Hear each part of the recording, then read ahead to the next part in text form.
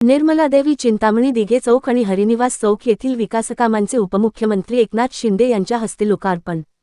खासदार नरेश म्हस्के यांच्या विशेष निधीतून दोन्ही चौकात आकर्षक शिल्प। ठाणे लोकसभेचे खासदार नरेश म्हस्के यांच्या विशेष निधीतून, संकल्पनेतून व सातत्यपूर्ण प्रयत्नांतून ठाणे महापालिका क्षेत्रातील चरई येथील निर्मलादेवी चिंतामणी दिघे चौक आणि हरिनिवास चौक येथील नूतनीकरण व सुशोभीकरण करण्यात आलेल्या विविध विकासकामांचा लोकार्पण सोहळा स्वातंत्र्य दिनाच्या निमित्ताने उपमुख्यमंत्री एकनाथ शिंदे यांच्या हस्ते संपन्न झाला। ठाणे नगर स्थापनेपासून हरिनिवास येथील चौकाला हरिनिवास चौक हे नाव आहे। या नावाला साजेसं तसेच ठाण्याच्या ऐतिहासिक वारशाची सुंदर सांगड घालण्याच्या संकल्पनेतून या ठिकाणी श्रीकृष्णाच्या पदन्यासाचे आकर्षक शिल्प उपमुख्यमंत्री एकनाथ शिंदे यांच्या मार्गदर्शनाखाली साकारण्यात आले आहे। या शिल्पाच्या लोकार्पणानंतर स्थानिक नागरिकांनी खासदार नरेश म्हस्के यांच्या संकल्पनेचं व सुंदर सजावटीचं मनापासून कौतुक केलं। हरिनिवास चौकात साक्षात श्रीहरीचे आपल्या गोकुळासह दृश्य वास्तव्य असल्याचे दिसून येत आहे। ही वास्तू शिल्पकार रोहन खेडेकर यांनी साकारली आहे।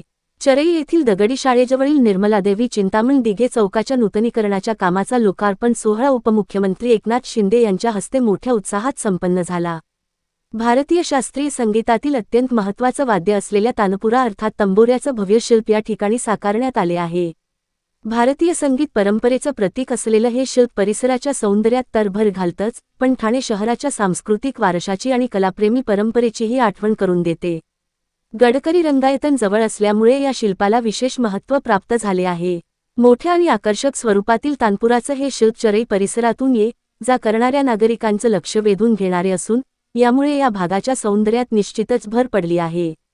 पुण्यातील प्रसिद्ध शिल्पकार दीपक थोपटे यांनी ही वास्तू साकारली आहे। या लोकार्पण सोहळ्याला महापौर सौ. शर्मिला पिंपळोलकर, आमदार रवींद्र फाटक, सभागृह नेते हणमंत जगदाळे, विरोधी पक्षनेता अशरफ शानू पठाण, गटनेते पवन कदम, प्रभाग समिती अध्यक्ष सौ. मिनल संखे, नगरसेवक संजय वाघुले, नगरसेवक सुधीर कोकाटे, राजेश मोरे, नगरसेविका मृणाल पेंडसे, प्रतिभा मढवी, सौ. उषा वाघ, शहर प्रमुख हेमंत पवार, किरण नाकती, बाळा गवस, प्रकाश पायरे, प्रीतम राजपूत, निखिल बुडजडे, विशाल जाधव, ठाणे महानगरपालिकेचे अतिरिक्त आयुक्त प्रशांत रोडे तसेच शिवसेनेचे सर्व पदाधिकारी, कार्यकर्ते आणि स्थानिक नागरिक मोठ्या संख्येने उपस्थित होते।